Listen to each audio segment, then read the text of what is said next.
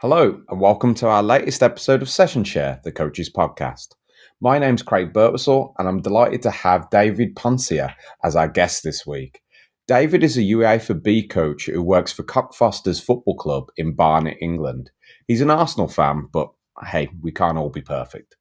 But the biggest reason I wanted to get David on was to talk about grassroots and a big passion of David's, which is self-improvement. But before we get into that, how are you doing today, David? Yeah, very well, thank you, and thank you for having me on. Really overwhelmed with you reaching out to me. Didn't expect anything like this, so yeah, much appreciated to have me on and listen to my views on football and coaching. Thank you so much. Yeah, it's a lie. For the listeners, David and I got connected via X on the old-fashioned Twitter, if you will. It still bugs me to call it that, but it is X, I guess. I've been able to see a lot of David's posts. He's a very intelligent coach that has a lot of good things to say, and he's been a big fan of the channel and of the podcast as we've moved forward. So, David, tell us a little bit about your background. What got you interested in football? So I played when obviously growing up as a child. So all through my teenage years, well, actually, I started playing when I was 9. And actually, I'm 45 now. So when I was 9, there wasn't a lot of football about. It was only really if you were you're okay player. There was football available back then. Yeah, that was 1989. So yeah, going back a few years, it's not like it is now, where there's like football opportunities for children everywhere. So yeah, that was my youngest years. Played all through my teenagers, 20s, and stopped playing when I was 34 when I'd done my cruise ship. So injury took the game away from me, and that's when sort of coaching fell into my lap by complete mistake. So I'm sure that, like most people, probably can relate to that. Definitely, 100%. And that's my football like history. No particular great level. Late teenage years, early 20s, knocked about for a few half decent sides, but nothing serious or paid. So yeah, that's it. It's funny that because, I look back myself, and we're a similar age. I'm 43 myself, so I look back at my playing careers, and I say playing career. I didn't play to a extensive level or anything like that, but I look back and I wish I knew when my last game was, because it just seemed like I had my game. It was like I'll take a break for a bit, and then 20 years later, Yeah, or yeah. whatever it was, I'm just still not playing, and I think I'm probably past it now. So, obviously, unfortunately, your playing career was cut a little bit short, as you Yeah. said, with your injury. And you said you kind of like fell into coaching by accident. How did that start, and where did you get started? So that started with just a friend. So I was just helping out, literally. So they just asked me to come along and help out, just put cones out, like most people. Stayed very low key for the first like maybe 3 or 4 years. Just like didn't really do any badges. Thought I knew everything, the usual stuff, and then yeah, didn't really engage in learning about coaching or anything like that. Just thought that actually what I knew as a player was going to be enough. Mm. And so that really. It wasn't until I went to Omonia Youth where I spent a long time there, that obviously much bigger setup as a club, making you do your level 1, when you're involved with the children and stuff. So probably really took off seriously from there. So I don't count my first opening years as coaching as sort of on my record. I would love to go back to meet that David again. I coached as I probably played with way too much passion. So I would love to go and meet him, like from where I am now to back then. But, I suppose I wouldn't be where I am today without starting like that. So, Mm. I don't beat myself up too much. So, Yeah, I think that it's a like a story for all of us. Like, we originally start coaching in the model that we were used to as a player. Like, I could name a bunch of different coaches that inspired me as I went forward, and like even to this day, there's certain coaches that I like. I've got 20 years plus experience now of coaching, but there's still some days where I'd like be like, how would such and such have done this? And like, I kind of think about how they would have done it. When you started to take your coaching seriously, what was then the motivation for you in order to make this a career? So I think my biggest motivation was, I suppose, it's giving, trying to be the coach that I never had growing up. I guess, like when I started to look at things in a different manner and trying to develop and give people opportunities, it was morely so about, growing up as a young kid, being that 9-year-old, 10-year-old who was sort of being told by, an adult that I wasn't good enough to be part of the team, or, I'm not going to start you this week, or that typical come along on the bench, on the bench, on the bench. So I think I wanted to be the opposite of that. I didn't want to be, that person that comes back into someone's memory in like 20 years time and think, oh, that guy David never give me an opportunity, never give me a chance to shine. So I think that's mostly what's inspired my sort of coaching journey once I started on the badges and that journey. That's for me. Yeah, everything comes from that sort of feeling of people. To be that. Not to be a disappointment in someone's life, I guess. Yeah, it's interesting you say that, and that kind of like blends into my next question.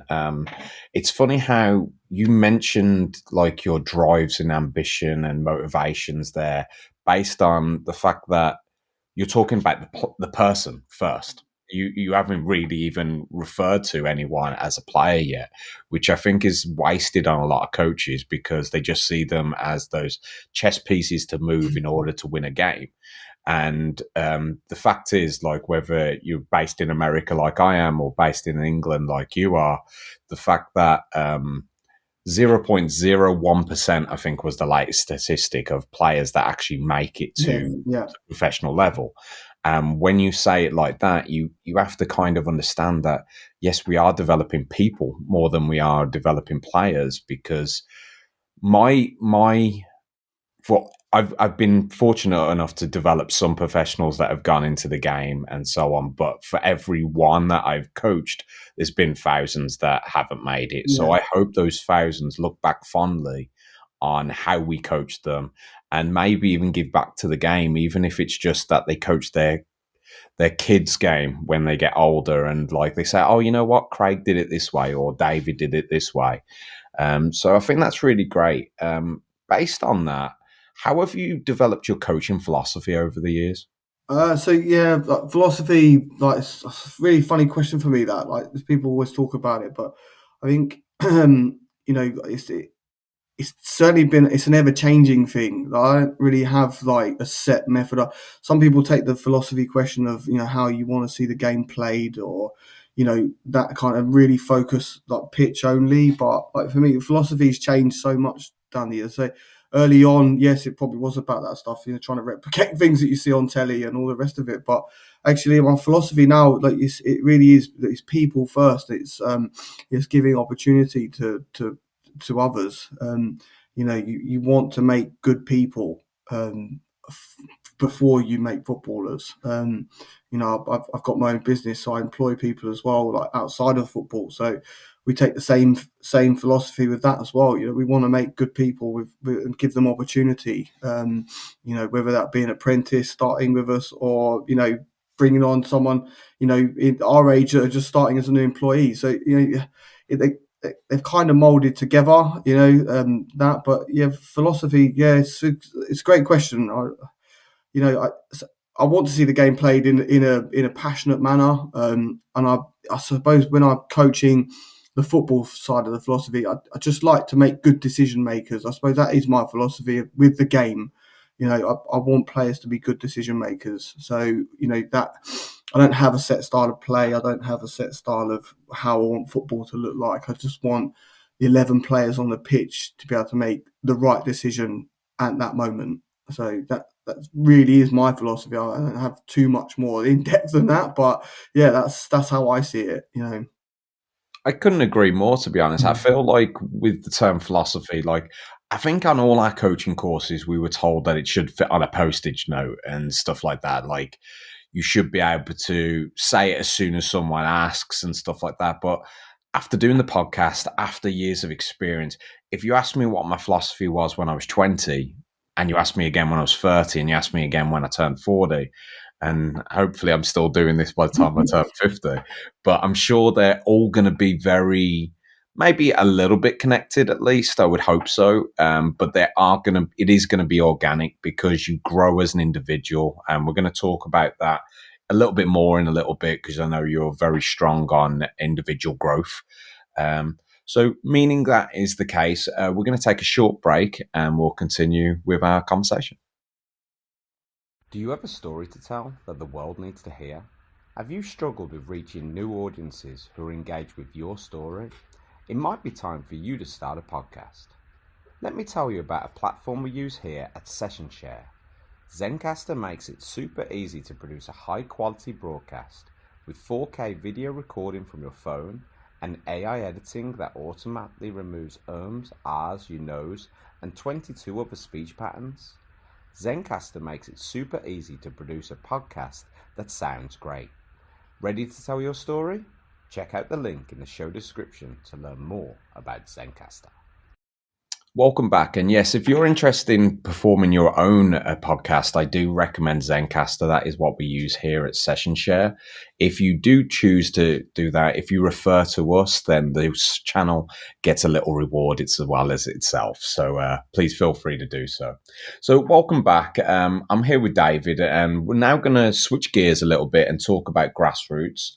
See where it all begins for some players and how we can develop both children on and off the pitch. So, David, tell us what you think is the focus, at least your focus, when developing players at grassroots level. Yeah, so again, we want to develop the person first. Like we want to make them understand just these simple things in life, like good manners. Being on time, punctual. Showing a true interest in your hobbies. Like I think sometimes we see it a lot of time with coaches who say to me, "Oh, they come along, but they're not that interested." So we have to really try and home in on that and get them to really buy into that interest. They wouldn't be there if they didn't want to be. And so, but then it's about now bringing that out of them even more. So I think some people just expect them, because they're there, they're going to love it. But it's not quite the case. So we want the player to become a good person before, all of the rest of it happens afterwards. So I normally say to a lot of people, it's people first, everything else comes afterwards. So, don't beat yourself up and working with the 7, 8-year-olds, and they're not the footballers. It doesn't matter, but let's teach them the rights and wrongs of pleases and thank yous and all of that stuff that really does go a long way in life. Because like you said earlier, with the chances of them actually being paid to play that game football later on in life is so slim, but actually the good things that we can teach them later on in their life will help them so much down the line, whether it be that first job interview, whether it be, meeting new friends, it could be any of that stuff. So really for me, like that's always been, my main driver throughout all of it. It's never been about like the football side of it, the grassroots too much. We put so much pressure on ourselves as coaches to be playing the perfect game by their 10 and all the rest of it. Actually, it's really not about that. Like we hear in so many FA courses, you could literally be that only person that week, that child's going to meet that's actually trying to teach them some manners, or to be punctual, whatever it is in life skills.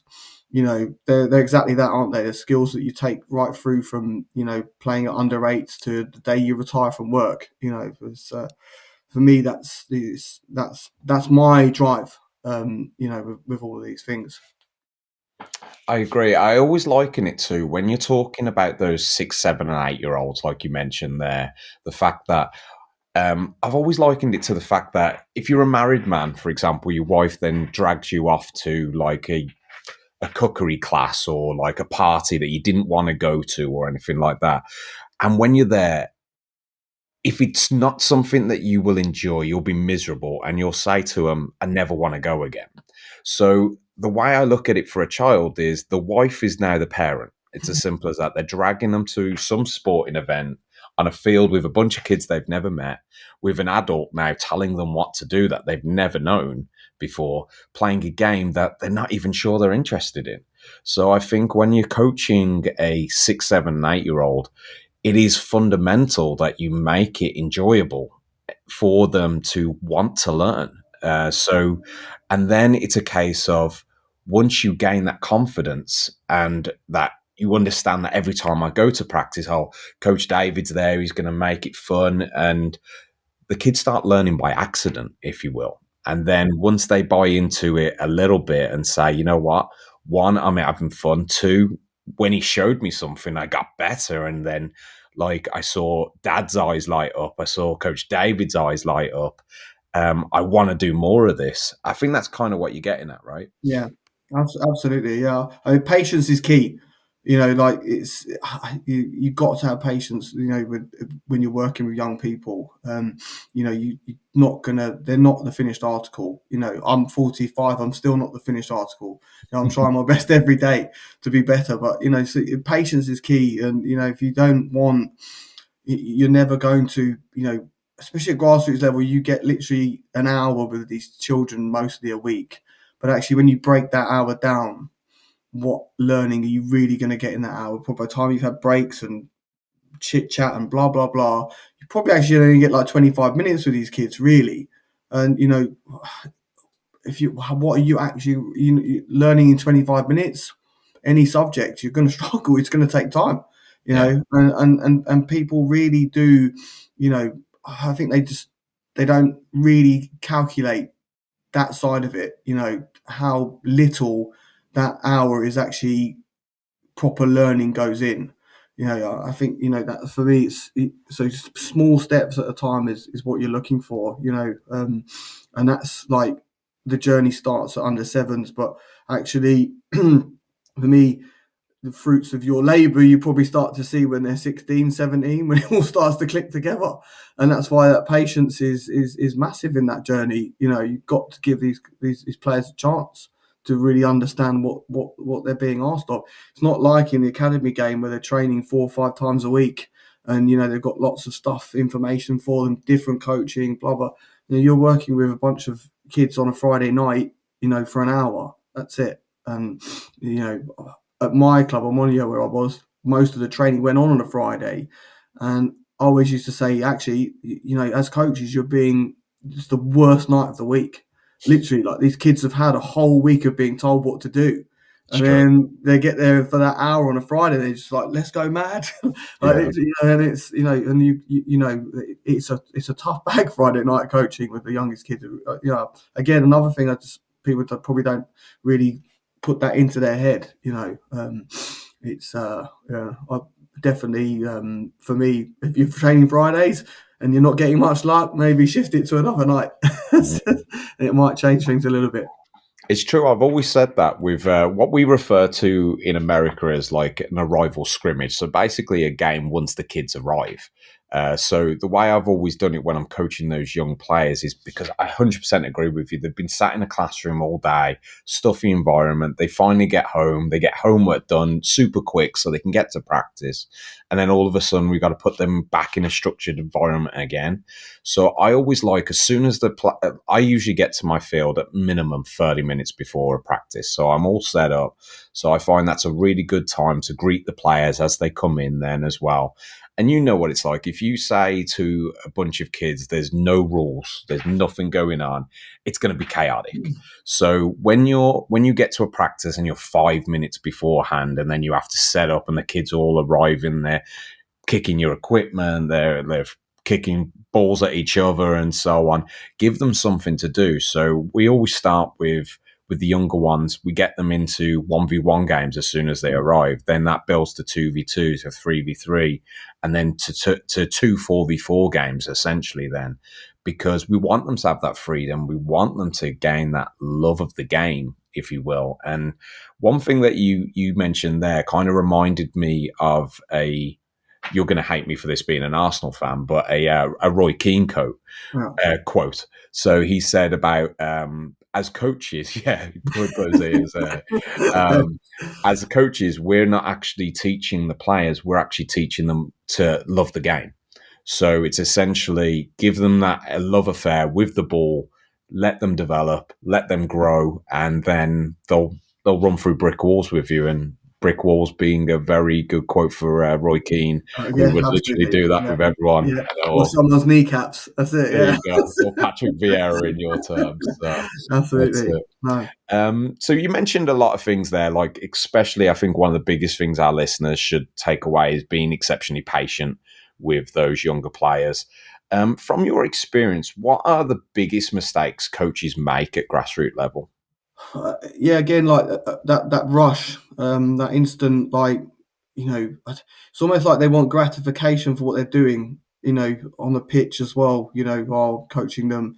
Where's my gratification of results or whatever it might be? But actually, the gratification comes with, like, again, the simple things, them just being on time, saying, please, hello, coach, how are you, coach? That sort of that Mm. should be your gratification of the work that you're doing. I think we get so driven by it, and I get the result pressure.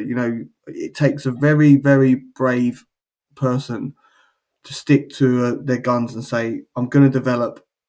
The results aren't going to matter to me. I'm going to go through that process, but I know along the way that I'm going to have all the parents on my back. I'm going to have other coaches possibly on my back, other players on my back that we're not winning.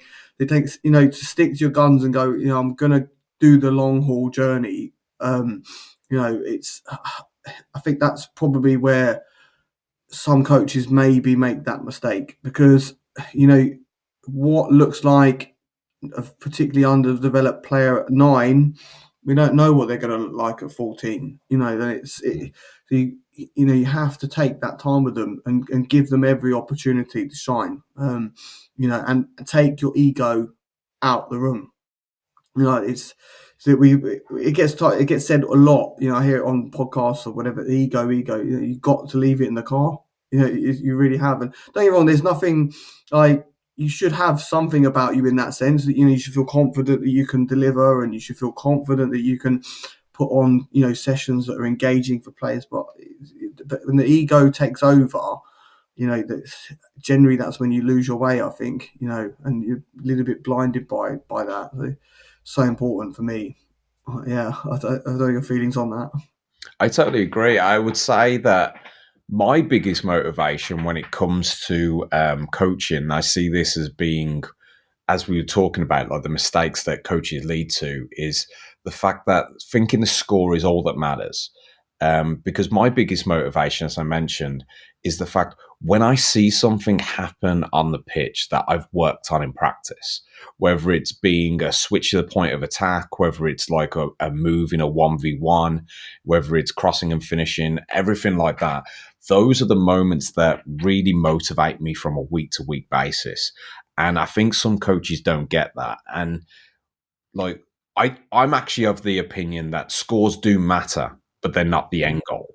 Yeah, Right. And what I mean by that is the fact that I don't go out there with the aspect that I don't want to win. I go out there with an aspect that I want to win. My own philosophy is I want to win, but I want to win beautifully, right? Is the way I would refer to it. Because I just want to see the way my players develop, and I won't sacrifice small wins for the end goal. And that's kind of what you've been getting to, is the yeah. fact that talking about how the bigger picture, essentially, right? Yeah, absolutely. It's massive. Love. Often I advise people, share, like the session share, like podcast. Great, like, it's that word, isn't it? But share, like, when I was coaching through the age groups, still do now, but not so much. But definitely, when I was more of a grassroots club, I used to share everything with the parents. This is what I'm doing with the players. This is our plan.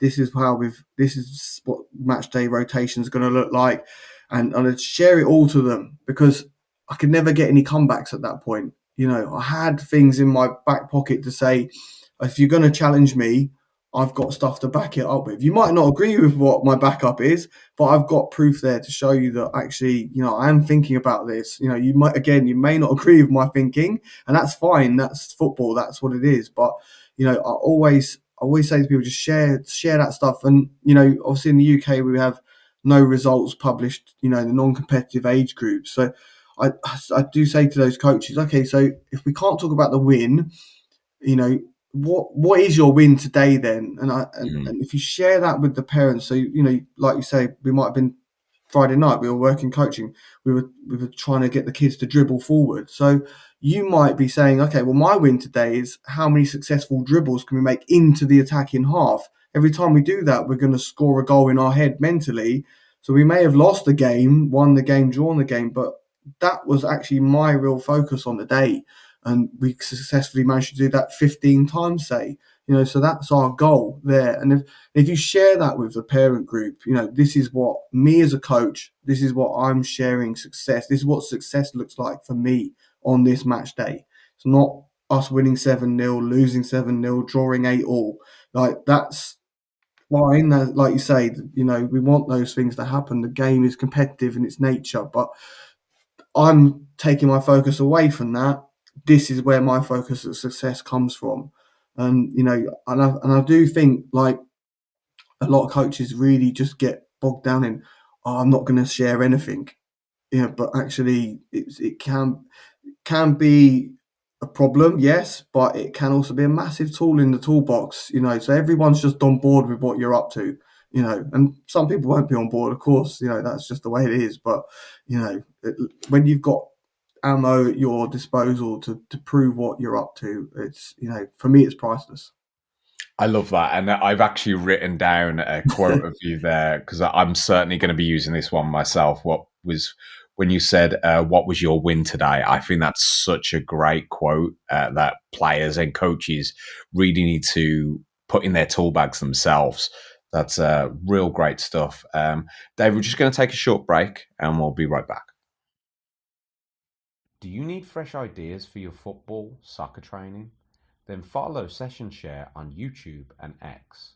Our handles can be found in the show description. Session Share, for coaches, by coaches. Welcome back. We've just spoke about David's day-to-day work, coaching grassroots, developing the players of tomorrow. However, it's not just players that David is extremely passionate about developing. David's also passionate about ensuring he develops at the same rate. So, David, you feel very strongly about coaches spending time developing themselves. Can you go into a bit more detail on the things you do and recommend our coaches do to help them self-improve? Yeah, absolutely. I think, like, I've only been coaching like 10 years, so not a decent amount of experience, I suppose. But I think in that 10 years, the stuff that's now available has changed, has come on massively. Like, especially, I suppose, maybe the lockdown drove a lot of that. Like, people, thinking, oh, how can I be creative with my coaching ideas if I can't get on the field? I'd start sharing everything. So I think there's never been a better time to be a startup coach as you were. Like, there's so much good stuff. They're wrong. There's plenty of bad things. We know that, but there's so much stuff out there that you can, dive into and end up in rabbit holes, whether that be books, podcasts, X, formerly known as Twitter. So there's great things out there for coaches to, that's when I first started. That's was my biggest issue. Like I say, I fell in by mistake, didn't really know, oh, well, maybe I'll type something in YouTube and see what it comes up with. And at that point, there wasn't really a lot there. You might see the occasional like academy posted stuff. I think there was a guy at Southampton that used to post a lot of his videos on YouTube. I used to watch that for 10 minutes and go, oh, I'm going to do that tonight.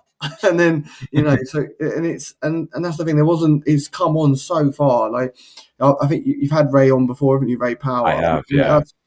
If you're a grassroots coach, like, just, get involved with pretty much everything he does. So, 100%. he's, whether it's his books, whether it's his CPD stuff that he does, he really gets it. And, for me, he was definitely a big influence in, content that I've sort of followed myself down. He talks about light bulb moments and rabbit holes, and he'll take you down all of them, and and all the rest of it. But yeah, as I said, this for me, put yourself out there, get on X. There's great coaching content on there, people you can hook up with. I myself, I've if it wasn't for X, I didn't join until 2019. And I just said, I'm just going to keep this for football. I've heard good things about it. And, I've met so many great people, seen ideas, seen lots of things I didn't like. And, and you turn off to that, and that's fine, but this, I wouldn't be where I am without that, like, concentrating on, social media football stuff that I follow. It's a massive influence on me, definitely. Yeah, it's definitely a different world now, that's for sure, with the amount of opportunities you can to learn from stuff. I remember when I was like 18 and I was trying to figure out what I wanted to do for a living and everything, my dad kept saying to me the same thing. He would say, if you love your job, you'll never work for the rest of your life. And like, then as soon as I heard that, it was like, well, I love football and I'm not fortunate enough to play the game at a professional level. So what am I going to do? So I decided to coach. And similar to yourself, like I started off on a low scale, didn't really get anywhere super fast. But then once I got the drive for it, I really pushed on. And I feel like if you really want to, you have to engulf yourself in everything. It has to be a passion. It has to be a hobby. It's not something you can just switch off. Mm-mm. It's not like I do 9 to 5. I come home and then I'm just with the kids. I work in the office during the daytime. I'm on the field at night, and I somehow find space in between to do a podcast as well. But like, this has given me great opportunities to meet excellent coaches like yourself and shoot the breeze in order to help me personally grow, and also for me to be able to give back some of the information I've learned, just like you, giving information back to your coaches, finding a way to get them to figure out what their win was today. I did tell you I was going to use it again. So, in that respect, when you were growing as a coach and you were on this developmental journey, if you will, what was the advice that you were given that really helped you in your career? A couple of things really. Like, once I worked out it wasn't about me, Mm, that's when, for me, that everything really sort of started to fall into place. So, that was my biggest downfall early on. So it was all about me. It was what I could bring, or this is an attack on me if this team isn't winning. So once I released that pressure from myself, it then become about, okay, how do I get better? How do I learn? How do I understand that actually, for my players to get better, I need to be better. So that's the two for me run parallel. We want, again, like a grassroots level, we give the most, hardest age groups, 7, 8 year olds, to the most inexperienced coaches. Most of them are dads, never coached in their life, and they're not teachers, so they're not used to dealing with 8, 9, 10 year olds, and a big group of them, with loads of energy. And for me, that's like, it's literally, that is the the dungeon, isn't the dragon's lair, isn't it? Literally, like, I'm going to give you the 7 year olds. You've got no experience of coaching. I'd rather say to those dads, you know what, take the 16s, because hmm they're playing the game that you probably recognise when you watch it on telly or you go to the True. stadium. So you probably get on with that, if you didn't have much experience. But so yeah, for me, like I say, once I got rid of the ego, a lot of things just fell into place for me. That's definitely where that's gone as far as personal education. And then they say you open up to different things. Like, I've never been a big reader growing up, like, as a kid, but like you say, I was interested in football and coaching. So, okay, there's books about it, we'll read it. Like, exactly like what you say, you've got to love it, coaching, especially at grassroots when you're volunteering. You have to love it. You have to have that passion.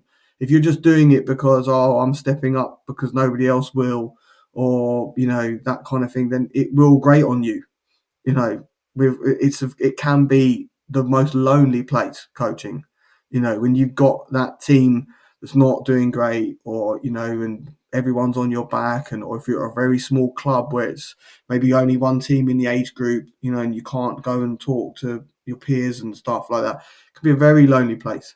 So I think for me that it's just that, choose that journey that, I'm learning. If I get better, I can make the players better. We're going to run parallel together, so don't expect that, what with the eights, under eights is gonna, work all the way through to 16s. You've got to say they're on their journey to get better as players. I need to go on my journey as a coach so I can help them improve as they get older. And it's true, the kids will literally see through you as well. If you're not into it, like if you turn up like hungover or like just not into it that day or whatever, those kids will see right through you and they will not be back. That's for sure. So 100% agree with that. David, I like to end our podcast Yeah. with a simple question that really gets to the personality of the person, if you will. What's your favorite moment in sports? It can be anything as a player, fan, or a coach. Do you know what? Like, I had a thought about this. I think, I don't know, this as an Arsenal fan, definitely as watching it as a kid. Like, I'd never forget of '89 Anfield. Mm. I remember just Winner at the end, yeah. begging my dad to let me stay up and watch that game with him. It was on a Friday night in springtime, May, weather was perfect. Begging my dad, please, please let me watch it, please, please. I'll never forget that night. Even like now, you could play that video back to me, that goal, and it just puts like hairs on the back of my neck stand up. Yeah. I suppose it's just, that's it really. It's that passion that the game brings to you, and joy. Like, it's been very cruel. Don't get me wrong. Like, with an injury to my knee, like, that really like done some damage, like here as well. Like, not being able to go back on the football pitch. So it can be cool, but that passion that, I say whenever I think back to that night, just with dad, the couch, just the unforgettable moment for me. That's all those years. So there you go. I had to get something in Arsenal for mocking me for that earlier on. That's it. Had to be done, right? Yeah, That's awesome. absolutely. Well, David, thank you so much for your views and insights. I found this very beneficial, and I'm sure our listeners will agree. David, I mentioned that you're on X. Is there any other social medias, or is it essentially? That's the only one. Yeah, that's the only way you'll find me. So yeah, I say anyone's free to reach out, drop me a message. Like I say, the Sunday share thing that's everyone's involved in. If anyone wants to pick my brains on anything or reshare some content, happy to do that. So yeah, it'd be great to connect with other like-minded people. And thank you. Honestly, it means so much to invite me on. I really, really appreciate it, Craig. Cheers. Thank you, man. It's been an absolute pleasure. And what we'll do as well is in the podcast description, we'll leave David details. So feel free to give him a follow. Like I say, seen lots of great things on his X profile. That's why we got him on the podcast. I'm so glad we did. Well, that's all about time we have for this episode of Session Share, the Coaches Podcast. Once again, thank you for David Poncia for joining us. Be sure to get in touch across all our socials to offer your opinions on all that we've discussed today. You can find the social media platforms that we use in the podcast description, as I mentioned, David's details too. This has been Session Share, the Coaches Podcast. Thank you for listening, and thank you for coaching the beautiful game.